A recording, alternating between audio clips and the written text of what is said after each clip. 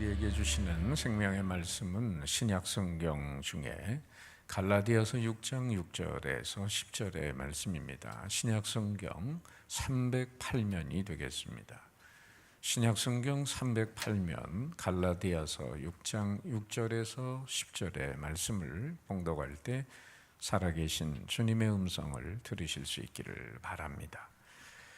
가르침을 받는 자는 말씀을 가르치는 자와 모든 좋은 것을 함께 하라. 스스로 속이지 말라. 하나님은 업신여김을 받지 아니하시나니 사람이 무엇으로 심든지 그대로 거두리라. 자기의 육체를 위하여 심는 자는 육체로부터 썩어질 것을 거두고 성령을 위하여 심는 자는 성령으로부터 영생을 거두리라.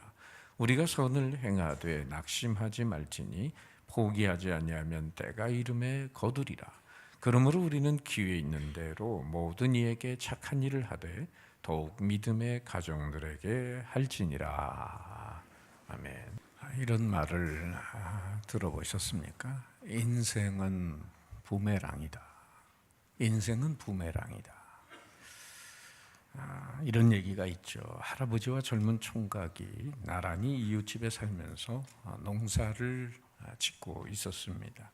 할아버지는 성실하고 잠도 적고 경험도 풍부해서 해마다 많은 곡식을 거둬들였습니다. 그러나 총각은 잠도 많고 놀기도 좋아하고 경험이 부족해서 소득이 많지 않았습니다. 화가 난 총각은 오늘 잡초씨를 잔뜩 가지고는 이웃집에 사는 할아버지 논과 밭에다가 왕창 뿌려버리고 말았습니다.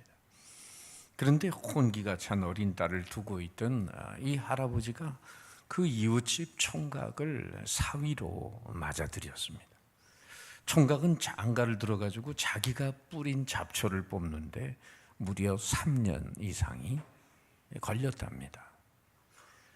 그야말로 인생은 내가 심은 대로 내가 거두고야 만다는 차원에서 인생은 부메랑입니다. 좋은 예도 있습니다. 많이 알려진 거지만 영국의 총리 윈스턴 처칠은 어린 시절에 아주 나약한 소년이었습니다. 한 번은 강에서 수영을 하다가 깊은 곳으로 밀려가 익사 직전에 위험에 처했습니다. 그런데 그때 정은사의 아들이 용감하게 강물에 뛰어들어서 처칠을 구했습니다. 처칠의 아버지는 아들을 구해준 그 소년에게 큰 선물을 주고 싶었습니다. 너는 내 아들의 은인이다. 네가 대학을 졸업할 때까지 모든 학비를 대주겠다. 소년은 학비를 지원받아서 우수한 성적으로 의과대학을 졸업했습니다. 처칠도 장성해서 영국의 총리가 됐고 총리의 자격으로 어느 날 이란을 방문했습니다. 그런데 급성 폐렴에 걸려서 그만 자리에 눕고 말았어요. 양국 간의 현안 하나도 해결하지 못한 채 처칠은 병석에서 신음만 이국 땅에서 하고 있는 겁니다. 그때 이란의 국왕이 폐렴 치료의 최고 권위자 한 사람을 소개해 줬습니다. 그 의사는 단 하루 만에 처칠의 폐렴을 말끔히 고쳐 주었습니다. 결국 처칠은 그래서 나라의 여러 일들을 잘 처리할 수 있었습니다. 그 의사의 처칠의 생명을 구원해 준 의사의 이름은 알렉산더 플레밍이라는 사람인데 바로 페니실린을 발명한 사람이죠. 바로 소년 처칠이 강물에 빠졌을 때 구해준 바로 정원사의 아들이 알렉산더 플레밍이었습니다. 처칠의 아버지가 베푼 사랑의 장학금의 최고의 수혜자는 바로 자신의 아들이었던 거죠. 은혜와 사랑은 부메랑같이 베푸는 사람에게 되돌아오고야 마는 것입니다. 여러분, 이런 얘기에서 우리가 깨달을 수 있는 것은 무엇입니까? 바로 인생의 만구불변의 법칙인 심은 대로 거둔다는 사실을 깨닫게 됩니다. 따라합시다. 심은 대로 거둔다. 사실 자연계에서 이루어지는 이 법칙은 우리 인생에도 그대로 적용이 되는 법칙입니다. 심은 대로 거둔다는 이 진리를 가장 피부로 잘 느끼며 사는 사람이 있다면 누굴까요? 그분들은 다름 아닌 농부입니다. 예기치 않게 불어오는 태풍으로 심은 것을 어이없이 잃어버릴 수도 있습니다. 그러나 그건 일반적인 일이 아닙니다. 자연의 일반적인 법칙을 따라 사는 농부에게서 배울 점이 있다면 무엇일까요? 세 가지. 첫째는 농부의 정직한 마음입니다. 땅 자체가 정직한 수고를 요구하기 때문에 농부의 마음은 정직합니다. 땅은 결코 파종하지 않으면 추수의 기쁨을 맛볼 수 없음을 가르쳐주고 있기 때문입니다. 두 번째는 농부의 부지런함입니다. 아무리 유능한 농부라도 이 파종과 추수의 시기를 놓쳐버리거나 끊임없이 날아드는 참새떼를 방관한다면 그 해의 가을은 정말 절망 속에 농부에게 다가올 수밖에 없는 것입니다. 세 번째는 농부의 인내하는 마음입니다. 가을의 추수 때까지 농부는 봄에 씨를 뿌리고 계절의 4분의 3을 기다려야만 합니다. 땅은 기다림을 통해서 인간에게 곡물을 증여해 주기 때문입니다. 여러분, 이 시대를 사는 우리 모두는 이런 농부의 마음으로 돌아가야 되지 않을까요? 인생이란 어느 면에 농사와 같습니다. 과거에 심은 것을 오늘 내가 거두고 있고 오늘 내가 심은 걸 언젠가 거두게 되는 것입니다. 때문에 인생의 성공은 진실된 농부의 마음과 자세로 얼마나 살아가느냐에 달려 있다고 볼 수 있습니다. 심은 대로 거둔다는 파종과 추수의 원리를 얼마나 충실하고 이행하고 사느냐에 따라 인생의 성패는 달라집니다. 그런데 여러분, 왜 세상이 이렇게 악하고 소란하고 고통이 그치지 않는 곳이 되고 있는 것일까요?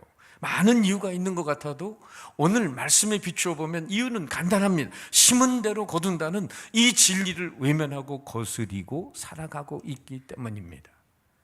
그러기에 심은 대로 거둔다는 이 진리 앞에 모든 사람들이 겸손하게 진실하게 받아들일 수만 있다면 이 세상은 그렇게 소란하고 악한 세상이 되지 않을 것입니다. 하지만 이런 이치를 받아들이지 않고 믿지 않기 때문에 세상은 계속 어려워지고 있습니다. 다시 말하면 인과율 앞에 억지를 부리고 있는 인생들이 너무나 많다고 하는 것입니다. 그렇다면 인생 추수의 원리인 심은 대로 거둔다는 진리의 구체적 의미가 뭘까요? 시간적인 관점에서 먼저 첫째는 심어야 할 때에 심지 않으면 거두어야 할 때 거둘 수 없다는 것입니다. 세상 일에는 때가 있습니다. 우리 인생에도 사계절이 있습니다. 10대와 20대는 인생의 봄입니다. 자신의 미래를 위해서 부단히 심어야 되는 시간입니다. 30대와 40대는 인생의 여름입니다. 자신이 심은 걸 잘 가꾸는 시기입니다. 50대와 60대는 인생의 가을입니다. 심고 가둔 것을 거두는 시기입니다. 70대와 80대는 인생의 겨울입니다. 바로 거둔 것을 누리며 나누며 살아가는 시기입니다. 따라서 10대, 20대에 심고 30대, 40대에 가꾸지 않으면 결코 인생의 풍요로운 가을을 맞이할 수 없습니다.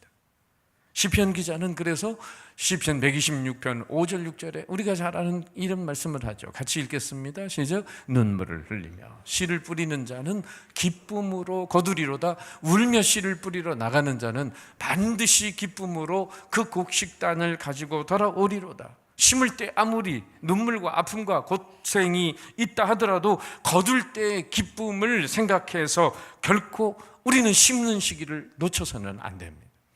공부 안 하고 늘 놀던 학생이 있는데 4개 중에 하나 고르는 사지선다형 시험을 보고 있습니다. 근데 시험 도중에 연필을 또르륵 굴려서 답을 쓰고 있는 거예요. 시험 감독 선생님이 이렇게 보면서 저런 한심한 놈이 있나. 공부는 안 하고 연필 굴려가지고 거기다 번호 써놓고 그리고는 답을 쓰고 있으니 얼마나 한심하게 보이겠어요. 그런데 답을 적고 나서 다 쓴 것 같은데 또 연필을 또 굴리고 있는 거예요. 그래서 선생님이 이상해서 다가가서 야, 너 연필 굴려서 답 써놓고 또 연필은 왜 굴리는 거냐? 그랬더니 아주 태연하게 이렇게 말하는 거죠. 선생님, 검산도 해야죠. 이런 공부는 안 하고 심어야 될 시간에 심지 않고 요행수만 바라고 사는 인생에게 여러분 풍요로운 인생의 가을을 기대할 수 있겠습니까? 아무 일 안 하고 복권 당첨만 바라는 헛된 꿈은 버려야죠.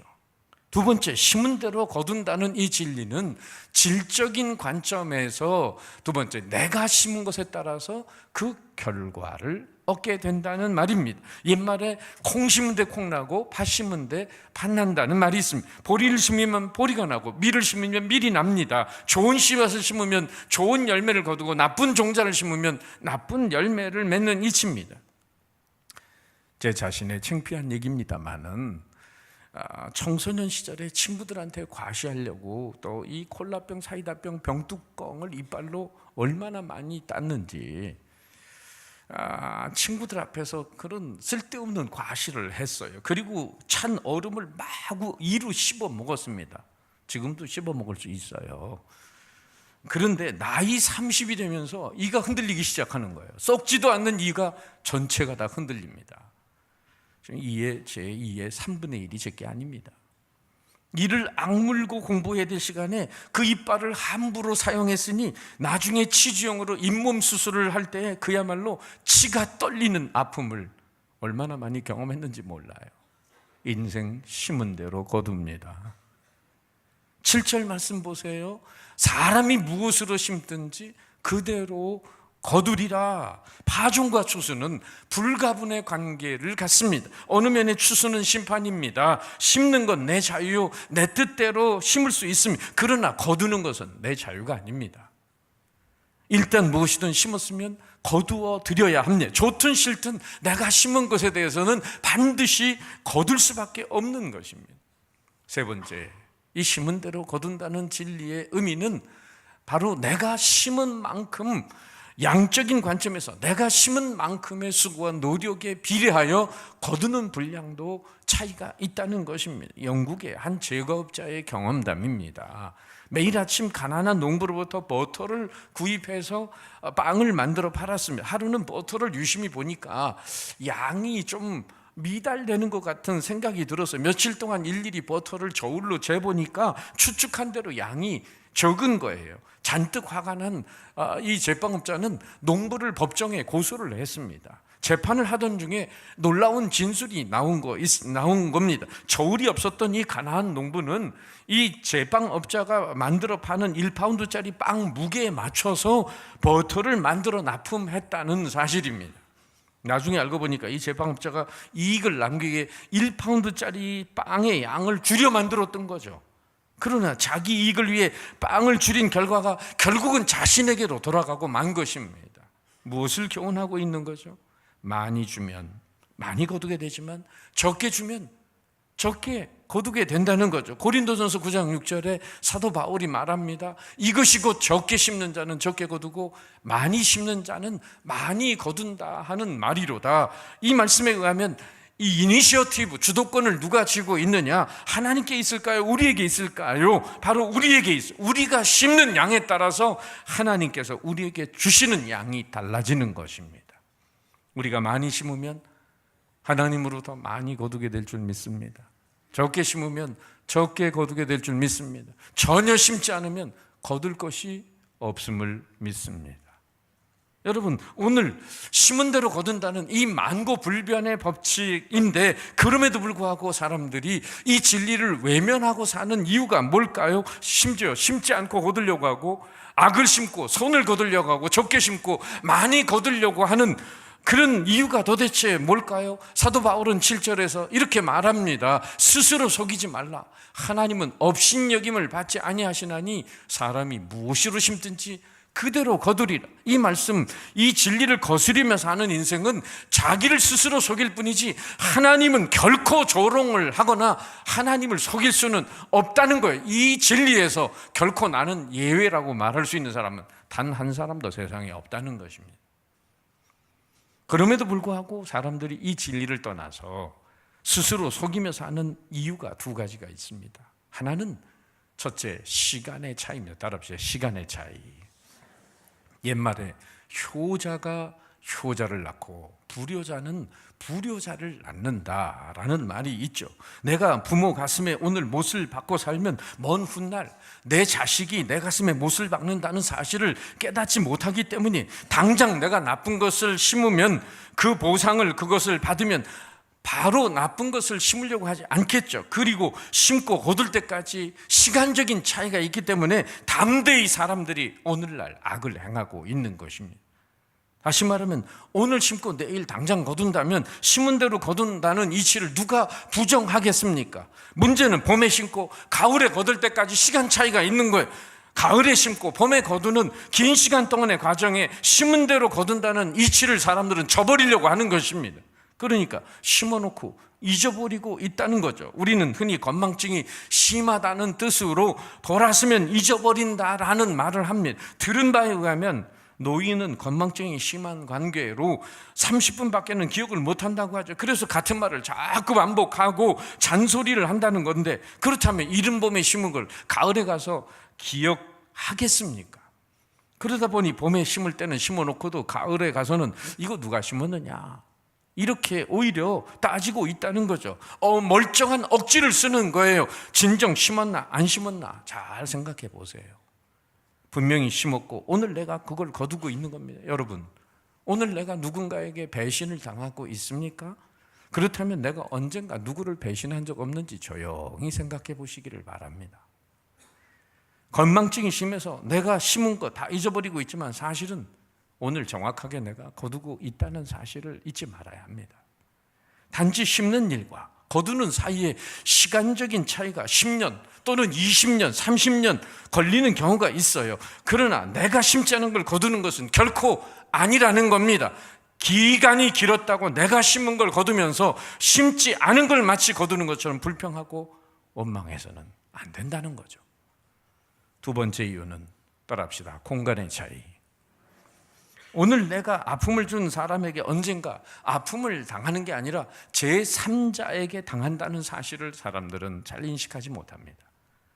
성경에서 우리가 잘 아는 대로 야곱이 아버지와 이삭과 형 에서를 속인 일이 그렇습니다. 아버지 두 눈이 잘 보이지 않는다고 해가지고 오히려 어처구니 없는 방법으로 아버지의 축복권, 형의 장자권을 가로채서 도망을 가지 않습니까? 손과 목을 염소새끼 가죽으로 꾸미고 몸에 털이 많은 형처럼 하고서는 아버지가 요구한 별미를 가지고 아버지 앞에 나타납니다. 어떻게 네가 그렇게 요리를 빨리, 사냥을 빨리 해가지고 요리를 가지고 왔느냐는 질문에 천연덕스럽게 이렇게 거짓말하죠. 창세기 27장 20절입니다. 아버지의 하나님 여호와께서 나로 순조롭게 만나게 하셨음입니다.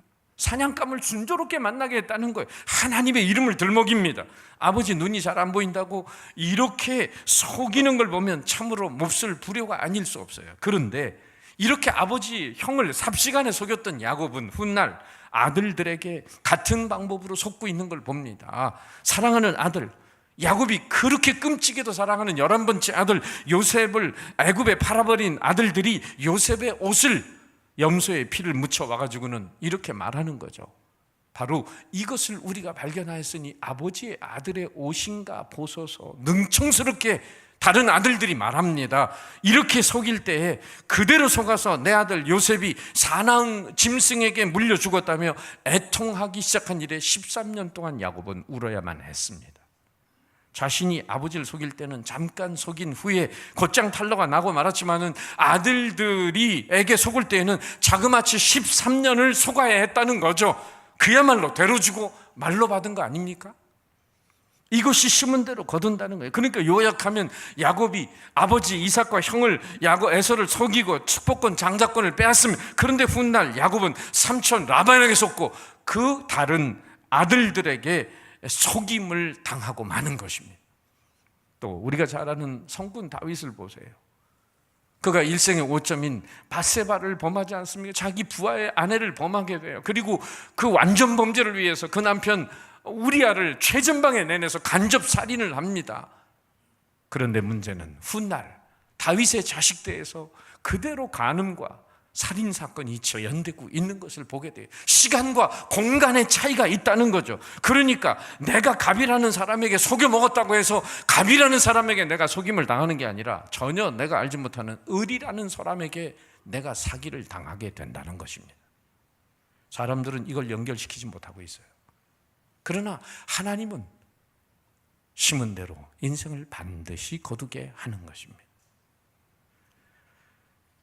하나님 앞에서는 누가 누구에게 속느냐 하는 건 문제가 되지 않아요.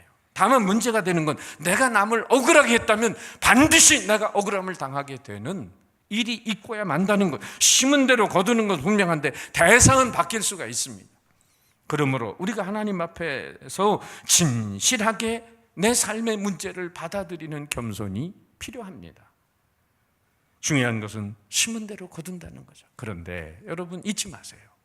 이 진리의 말씀은, 심은 대로 거둔다는 이 진리의 말씀은 심판의 메시지만은 결코 아닌 것입니다. 이건 축복의 메시지이기도 합니다. 추수의 원리를 따라서 정직하게 살려고 하는 사람에게는 당연히 축복의 메시지예요. 봄에 우리는 씨앗을 심고 가을에 곡식을 거둡니다. 또 젊어서 심고 나이 들어 거둡니다. 오늘 심고 내일 거둡니다. 더 나아가서 영원한 내일 하나님 앞에 가서 거두게 됩니다. 문제는 무엇을 얼만큼 심었느냐는 겁니다. 바울은 8절에서 이렇게 말하죠. 같이 읽겠습니다. 시작. 자기의 육체를 위하여 심는 자는 육체로부터 썩어질 것을 거두고 성령을 위하여 심는 자는 성령으로부터 영생을 거두리라. 우리는 이 말씀 속에서 인생 추수의 원리를 따라 후회 없는 인생을 사는 세 가지 비결을 터득할 수 있겠습니다. 첫째는 자신의 육체를 위해 심는 일을 피하라는 것입니다. 심은 대로 거둔다는 파종과 추수의 원리는 육체를 위하여 심는 자에게는 심판의 메시지지만 성령을 위하여 심는 자에게는 축복의 메시지입니다. 오늘 우리가 심는 씨앗은 생각, 말, 행동 전부를 포함합니다. 알게 모르게 우리는 그러기 때문에 부단히 심고 살아가고 있어요. 그리고 거두며 살아가고 있어요. 사무엘 스마일제의 말을 기억하시죠? 생각을 심어 행동을 거두고, 행동을 심어 습관을 거두고, 습관을 심어서 운명을 거둔다. 저의 작은 형님과 절친한 친구로 잘 아는 형님이 있어요. 저보다 3살 많으니까 젊은 인생이었는데, 그런데 이 형님이 수년 전에 LA에 사업차 출장을 가서 폭탄주 5잔을 들이키고 쓰러져서 그 술집에서 바로 사망했습니다. 그 좋은 대학을 나오고 돈 잘 버는 것까지는 좋았지만은 육체를 위하여 심는 일이 끝내는 자신에게 어떤 추수를 가져올지 알지 못했습니다. 오래전 또 일본에서 있었던 일인데 23살짜리 청년이 어린아이 4명을 유기해가지고 그 아이들을 죽여서 정말 그 아이들의 시체를 토막을 내서 그 가족에게 소포를 붙인 엽기적인 사건이 있었어요. 1년 반 동안 경찰이 잡지를 못했는데 1년 반 만에 그 청년을 붙들게 됩니다. 그리고 범인 집을 수색해 보니까 이 음란과 폭력 비디오가 2,000개가 쌓여 있더라는 거예요. 아주 내성적인 사람인데 집안에 틀어박혀서 밤낮 그것만 보다가 나쁜 것을 정신 속에 심어서 그 열매를 삶으로 그렇게 범죄로 맺고 말았다고 하는 거죠. 듣는 것, 보는 것, 마음에 두는 것 모두 심는 겁니다. 이처럼 나쁜 것을 심으니 나쁜 것을 거둘 수밖에 없는 거죠. 두 번째, 이 진리의 말씀은 성령을 위하여 심는 일을 계속하라는 겁니다. 성령을 위하여 심는 일은 마음밭에 하나님의 말씀을 심고 믿음과 사랑과 화평과 의와 긍휼을 심는 것입니다. 또 10절에 나와 있는 말씀처럼 바울은 이렇게 말하죠. 기회 있는 대로 모든 이에게 착한 일을 찾아 하라고 말합니다. 기회가 있는 대로 착한 일을 하는 것, 이게 다 심는 거예요. 선한 일에도 기회가 있습니다. 하고 싶다고 아무 때나 할 수 있는 게 아니에요. 하나님 앞에서 좋은 일 하는 것도 그렇습니다. 기회가 지나간 다음에 후회하는 분들이 많아요. 그때 할 걸, 그때 갈 걸, 봉사할 걸. 기회 철지난 다음에 뭘 하겠습니까? 진정 우리는 기회 있을 때마다 선한 일에 힘써야 돼요. 인도의 간디에 대한 일화가 있습니다만은, 간디가 시골에 기차를 타고 여행을 가는데 사람들과 작별 인사를 하고 조금 늦게 기차에 오르면서 그만 한쪽 발에 있는 신발이 벗어지고 말았어요. 그래서 기차에서 한쪽 신발을 신고 지금 기차가 떠나는데 갑자기 한쪽에 신고 있던 그 왼쪽 신발을 얼른 벗어가지고는 플랫폼을 향해서 자기 떨어진 신발 있는 쪽으로 던집니다. 같이 수행하던 사람이 왜 신발을 던지세요? 그랬더니 간디가 하는 말이, 저 떨어진 신발을 누군가 신어야 되는데 한쪽 가죽은 어떻게 신나? 차라리 내 남은 것을 던져주는 게 낫지.